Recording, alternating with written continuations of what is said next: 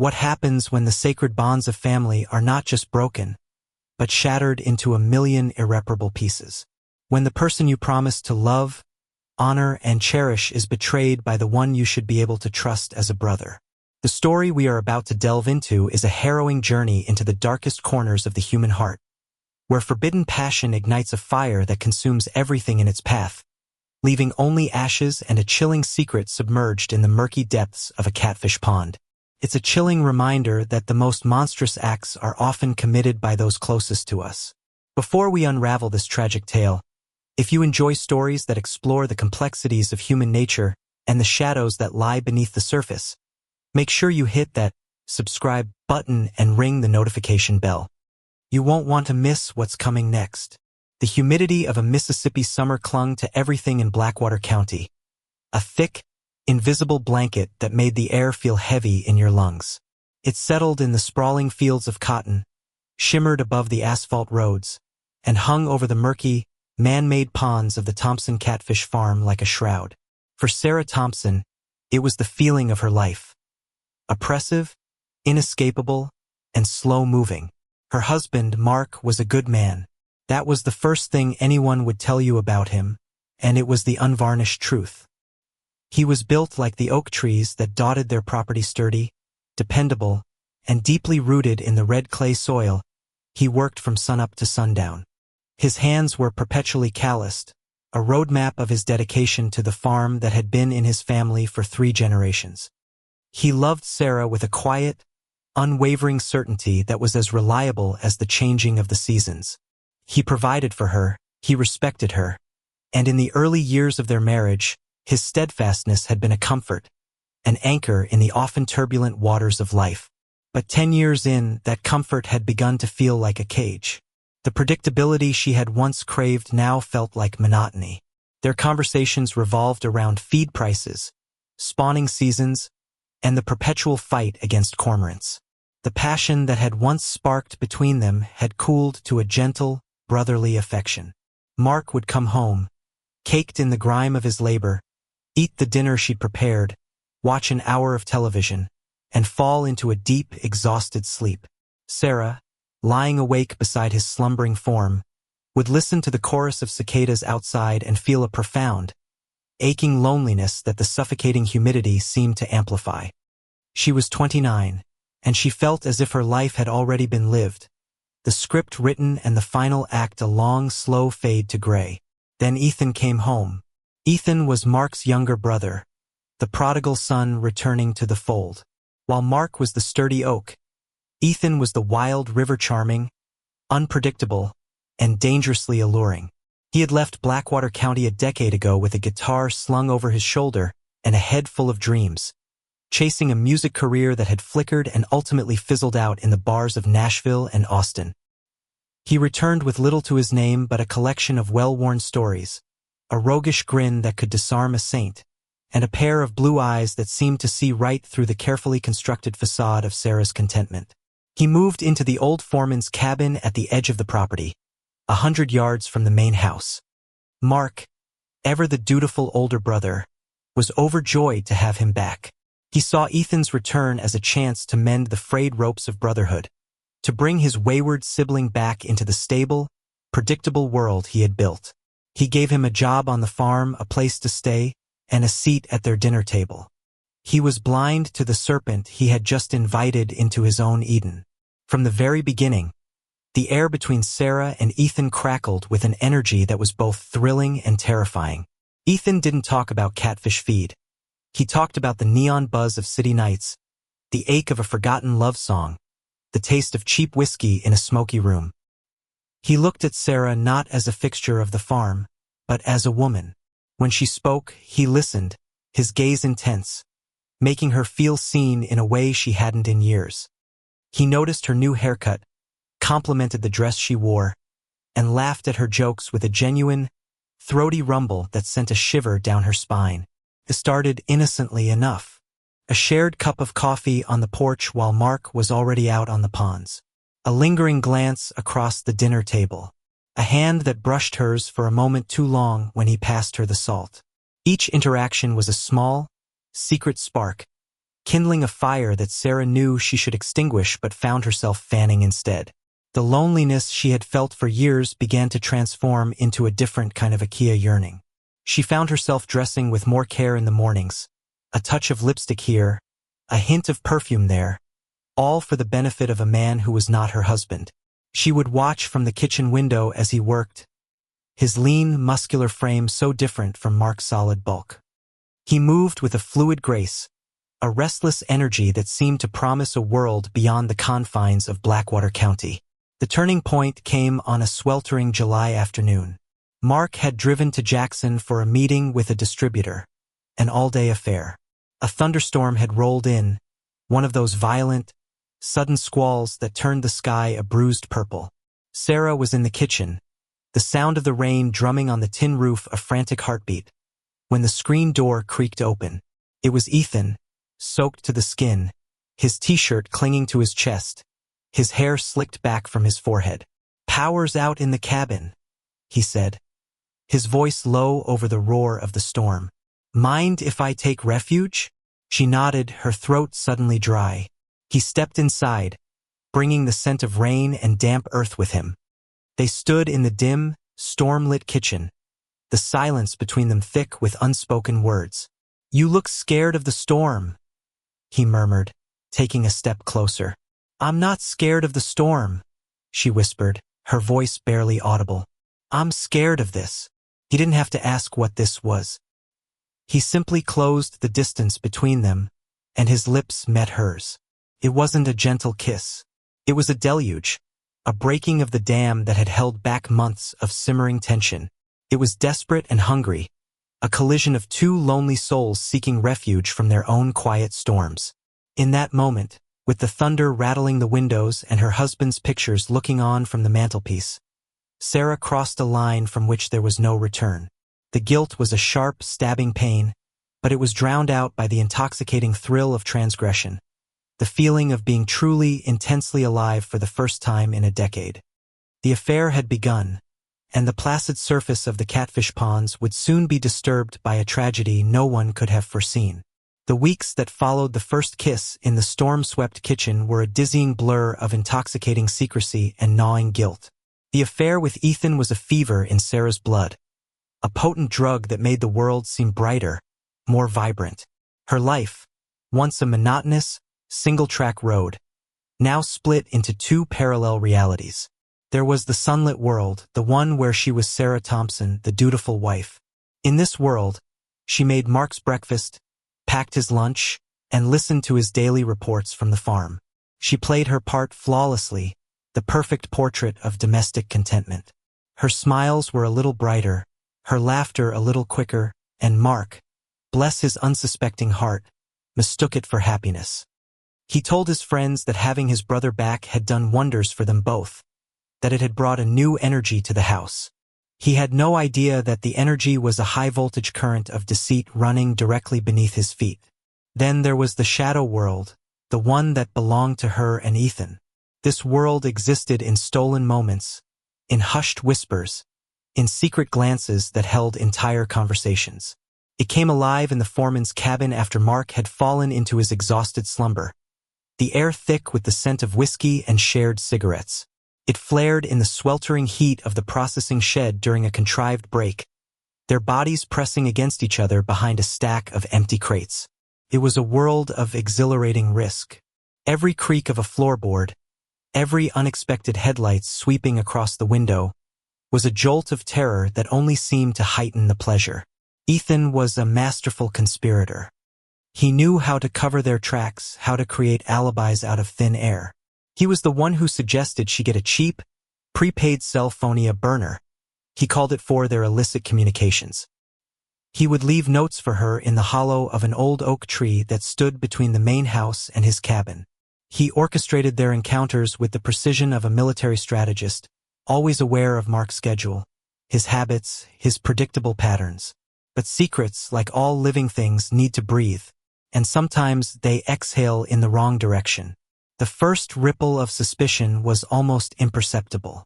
Mark, a man of simple tastes, had never cared much for Sarah's appearance beyond a simple, "You look nice, honey." But he began to notice the small changes. The new, more daring lingerie he glimpsed in the laundry basket. The scent of a perfume he hadn't bought her clinging to her skin late at night. The way she had started locking her phone. Something she'd never done before. He didn't connect the dots, not at first. He filed these observations away as curiosities. Small shifts in the woman he thought he knew so well. The real unease began to set in with Ethan's constant presence. Initially, Mark had been happy to have his brother around, but Ethan's proximity started to feel intrusive. He always seemed to be there. If Mark came home early, he'd find Ethan and Sarah on the porch, their chairs just a little too close together, their conversation stopping abruptly the moment he appeared. He'd find his brother in his kitchen in the middle of the afternoon, fixing himself a sandwich as if he lived there. One Saturday, Mark was repairing a pump on the far side of the property. The job was trickier than he expected, and he decided to head back to the workshop for a different wrench. As he approached the house, he heard Sarah's laughter. It was a sound he hadn't heard in years, not like that. It wasn't her polite, gentle chuckle. It was a deep, unrestrained peal of genuine delight. He saw them through the kitchen window. Ethan was leaning against the counter, telling a story, his hands gesturing animatedly. Sarah was leaning back, her head thrown back in laughter, her eyes sparkling. Mark stopped, hidden by the shade of a large magnolia. He watched them for a long moment. He saw the way Ethan's eyes lingered on her, the easy intimacy in their posture. It wasn't just a brother-in-law and sister-in-law sharing a joke. There was a charge in the air between them, a familiarity that felt exclusive and private. A cold knot of dread began to form in his stomach.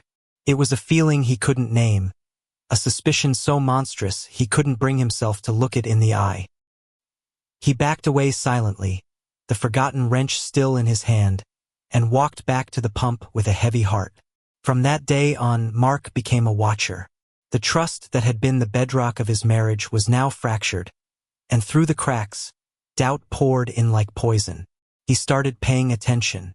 He noticed how Sarah's phone would buzz with a text, and she would hide the screen from his view. He noticed how, when he entered a room, Ethan would subtly move away from her. He started making excuses to come home at odd times, hoping to catch something. He didn't even know what he was looking for, but the need to know became a gnawing obsession. The breaking point came in the form of a muddy boot print. It had been raining for 2 days straight, turning the farm into a sea of red mud. Mark was supposed to be in town all day, restocking on feed. But the supplier had a problem, and the trip was cut short. He pulled his truck up to the house in the early afternoon, the tires squelching in the driveway. As he got out, he noticed a set of fresh, muddy boot prints on the back porch, leading to the door. They weren't his. He knew the tread of his own work boots like the back of his hand. These were different. They were Ethan's. He walked into the silent house. "Sarah?" he called out. There was a frantic, muffled sound from the bedroom upstairs, a scurrying. A moment later, Sarah appeared at the top of the stairs, pulling her robe tightly around her. Her hair was disheveled, her face flushed. "Mark, you're home early," she said, her voice a little too high, a little too bright. "Supplier had an issue," he said, his eyes scanning her face, then looking past her down the empty hall. "Was Ethan just here? I saw his boot prints." A flicker of panic crossed her eyes before she masked it. "Oh, yes, he was, just for a minute. He needed to borrow a roll of duct tape for a leaky pipe in his cabin." The lie was so flimsy, so poorly constructed, that it was almost insulting. Mark knew for a fact that there were 3 new rolls of duct tape in Ethan's own workshop. He just looked at her, his gaze flat and unreadable. He saw the lie sitting there in the space between them, ugly and undeniable. He didn't challenge her on it. He just nodded slowly. "All right," he said, his voice quiet. He walked past her and went into the bedroom. He could smell it, the faint, lingering scent of Ethan's cologne, a scent he now associated with betrayal. He looked at the rumpled sheets on their bed, the bed they had shared for a decade. The image of his brother and his wife, together in his own bed, exploded in his mind with the force of a bomb. He didn't say a word. He turned around, walked back down the stairs, and left the house, shutting the door quietly behind him. Sarah stood at the top of the stairs, her heart pounding against her ribs. She had seen the look in his eyes. It wasn't anger or rage. It was something far worse. It was the look of a man whose entire world had just been irrevocably shattered. The quiet tide of suspicion had just become a tidal wave, and it was about to crash down and destroy them all. The silence that descended upon the Thompson household in the days following the muddy boot prints was a living entity. It was heavier than the summer humidity, more suffocating than the darkest night. Mark moved through the house like a ghost, his presence a constant, silent accusation.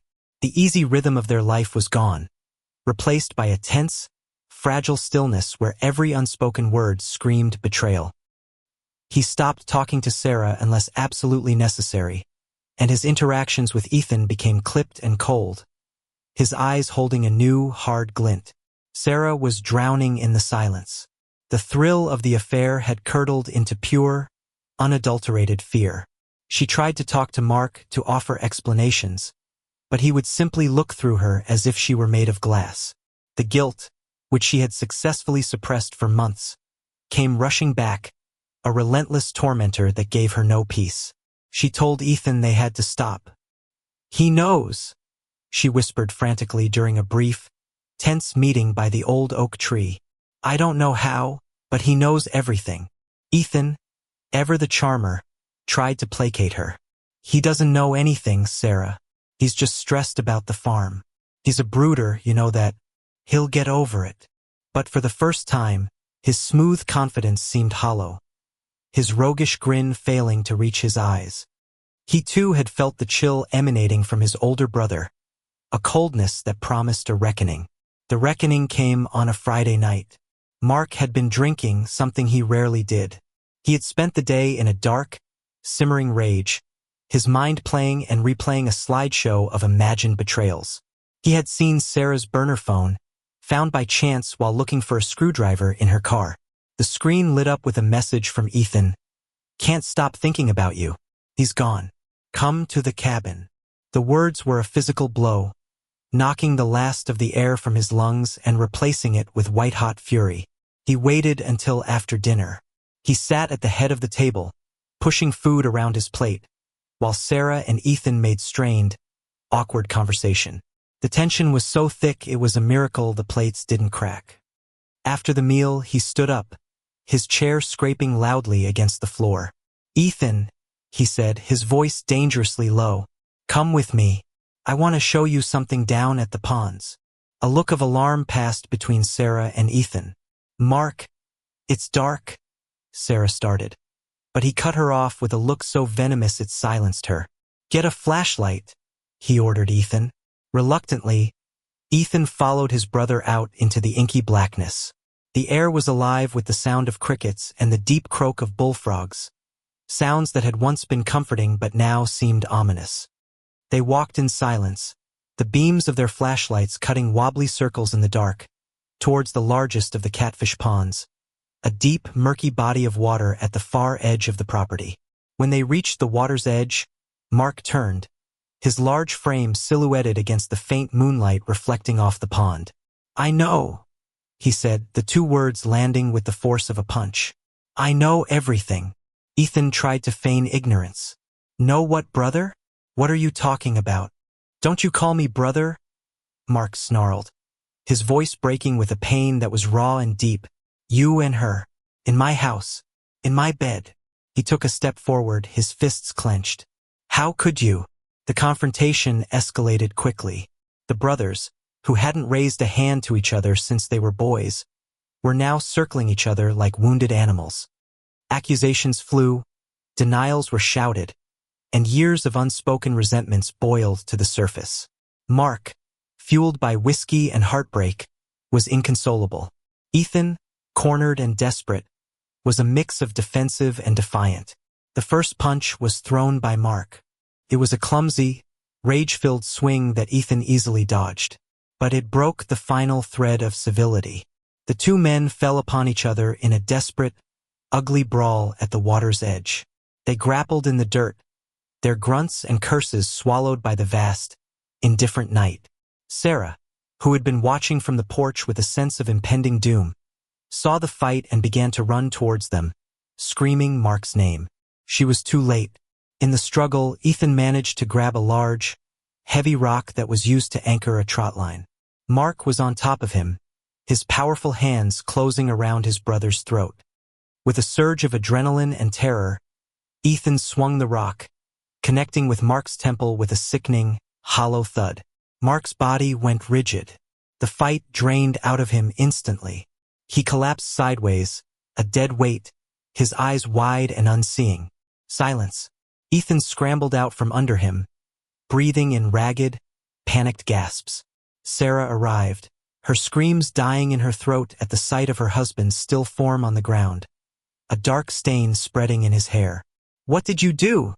she shrieked, her voice a strangled whisper. "Oh God, what did you do?" "He attacked me. It was self-defense," Ethan stammered, his face pale with shock, the rock dropping from his nerveless fingers. But they both knew it was more than that. This was the tragic, violent culmination of their deceit. For a long moment, they stood frozen in a tableau of horror, the dead man at their feet, the croaking frogs their only witnesses. Panic is a cold, clear-headed thing.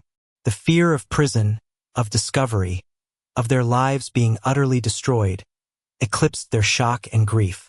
It was Ethan who took control, his mind racing. "We have to hide him," he said, his voice hard. "No one can ever know." And so, under the disinterested gaze of the moon, the two lovers made a horrific pact. They dragged the body of the man they had both betrayed to the edge of the Catfish pond. The body was heavy, an uncooperative weight that seemed to fight them every step of the way. With a final, desperate heave, they rolled him into the water. He slipped beneath the murky surface with a quiet splash, the ripples spreading out before disappearing, as if he had never been there at all. The pond, which had been a source of life and livelihood for the Thompson family, had just become a watery grave. They stood there, breathing heavily, covered in mud and guilt. The silence of the night rushed back in, now filled with the weight of their terrible secret. They had extinguished a life and, in doing so, had condemned themselves to a lifetime of looking over their shoulders, forever haunted by the man who lay sleeping in the murky depths of the Catfish pond. The sun rose the next morning with a cruel, indifferent cheerfulness, its golden light spilling across the property and making the surface of the Catfish pond glitter. To Sarah, it felt like a spotlight, exposing every corner of their monstrous secret. Sleep had been impossible. She had spent the night staring at the ceiling, her body rigid, every creak of the old house sounding like Mark's footsteps, every gust of wind like his accusing whisper. The silence he had left behind was no longer empty. It was filled with the deafening echo of what they had done. She found Ethan on the back porch, a cigarette trembling in his hand, his eyes red-rimmed and fixed on the placid water in the distance. The charming, reckless man she had fallen for was gone. In his place was a stranger, hollowed out by fear, his face a pale mask of horror. The passion that had drawn them together had been incinerated in the violence of the previous night. Now all that was left was the cold, heavy ash of their shared crime, a chain binding them together not in love, but in damnation. "We need a story," he said, his voice a hoarse rasp. He didn't look at her. He couldn't. To look at her was to see his own guilt reflected back. "A story?" she repeated numbly. The word sounded absurd. How could a simple story cover a chasm as vast as the one they had created?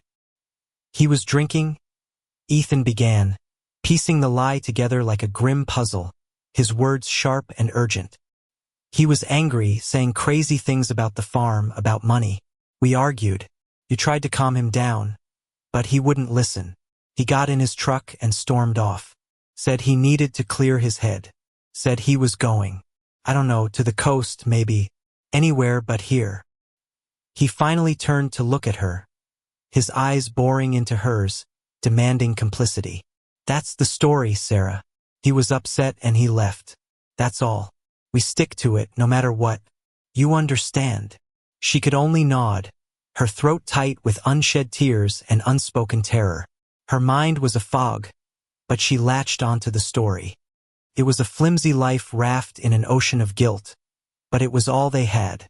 Their first performance was for the farmhands, Jose and his young son, who arrived as the sun climbed higher, ready for the day's work.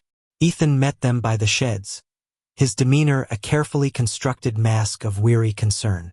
He explained that Mark had taken off the night before after a bad argument. He pitched his voice to sound frustrated, like a brother worried about his sibling's foolish pride. Sarah watched from the kitchen window, her heart hammering against her ribs. She saw Jose's weathered face crease with concern, saw him place a sympathetic hand on Ethan's shoulder. They believed him. The ease with which the first lie was accepted was both a relief and a new kind of horror. It felt like they were successfully paving a road to hell. The day crawled by, an eternity of waiting. Every time the phone rang, Sarah jumped, her nerves screaming. Every car that passed on the distant road sent a fresh wave of panic through her. She walked through her own home as if it were a museum of a life that no longer belonged to her. Mark's favorite coffee mug sat by the sink. His muddy work boots were still by the back door. His scent lingered on the pillows in their bedroom. Each object was a silent testament to the man they had erased, and each one felt like a piece of evidence against them. That afternoon, following Ethan's cold logic, Sarah made the call. She dialed the number for the Blackwater County Sheriff's Department, her fingers clumsy and slick with sweat. She spoke to Sheriff Brody, a man who had known the Thompson family for 30 years, who had coached Mark in Little League. "Sheriff, it's Sarah Thompson," she began, her voice a practiced quaver. "It's Mark. We had a fight last night. A stupid fight. He'd been drinking and he drove off. He's not back yet and he's not answering his phone." She recited the story Ethan had created, the words feeling like ash in her mouth. Sheriff Brody was calm and reassuring. He told her it was probably nothing, that Mark had likely just needed to blow off some steam and had probably spent the night in a motel to sleep it off. He advised her to wait a full 24 hours before filing an official missing person report. "He's a sensible man, Sarah. He'll turn up," he said, his voice laced with fatherly comfort that felt like a knife in her gut. The next 24 hours were the longest of her life. The lie grew, sending out roots. They told the same story to a few concerned neighbors who called, their voices a symphony of worried platitudes. Ethan took Mark's truck, the one he had supposedly stormed off in, and drove it to a long-term parking lot at the bus station in the next county, wiping it clean of his own fingerprints before taking a bus back. It was a calculated, chillingly practical move that made Sarah feel sick to her stomach. Their relationship, once defined by stolen glances and secret touches, was now a business partnership of survival. They barely spoke unless it was to rehearse their story or to plan their next move. The space between them was no longer filled with electric tension, but with a cold, shared dread. At night, he slept in the cabin and she slept in the big house, both of them alone with the same haunting images, separated by 100 yards of darkness and a universe of guilt.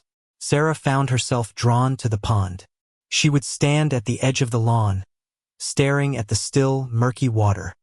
The cheerful splash of a feeding catfish would make her flinch.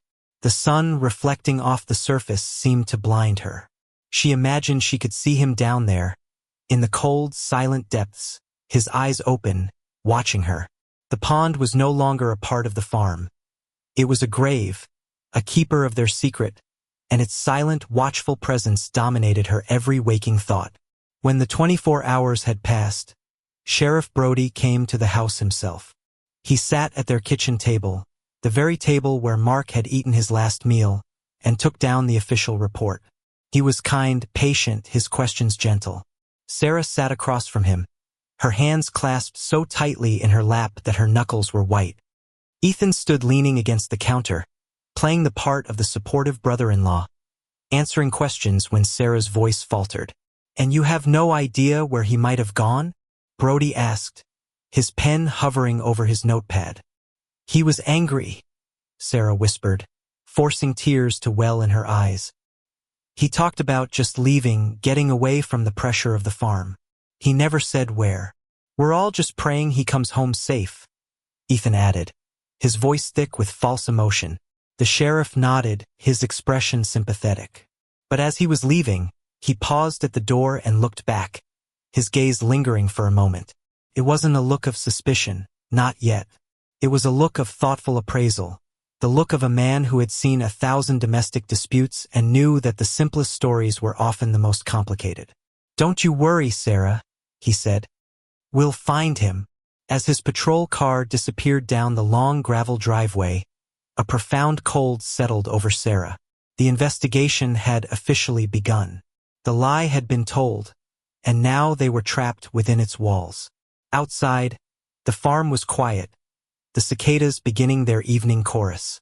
But in the silence, Sarah could hear a clock ticking, counting down the moments until the murky water of the Catfish pond was forced to give up its dead.